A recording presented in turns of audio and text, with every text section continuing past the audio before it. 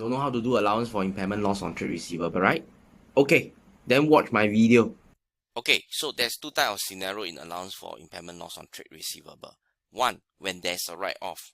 Okay, write-off, bankrupt of trade receivable, when it happen, okay, only one type of double entry can occur. Debit allowance for impairment loss on trade receivable, credit trade receivable, whoever that customer has gone bankrupt.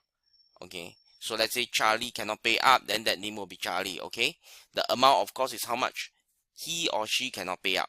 Okay, now what about the date of this journal entry? It is on the date that he has gone bankrupt. Okay, as simple as that.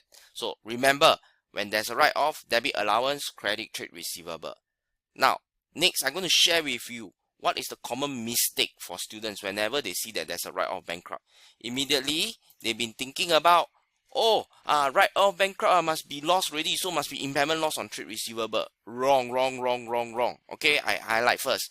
It is not impairment loss on trade receivable when there's a write-off or bankrupt or customer. It is allowance for impairment loss on trade receivable. Remember that in your head.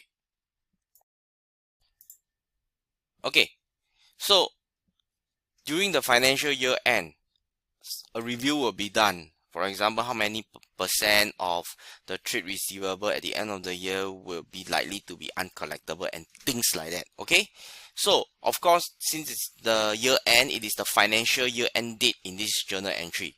Now, when you need to add more into allowance, okay, based on the review, you will debit impairment loss, credit allowance. Okay, when you need to deduct from allowance account, after the review is done, you debit allowance, credit impairment loss on trade receivable, and in this case, that is known as a reversal.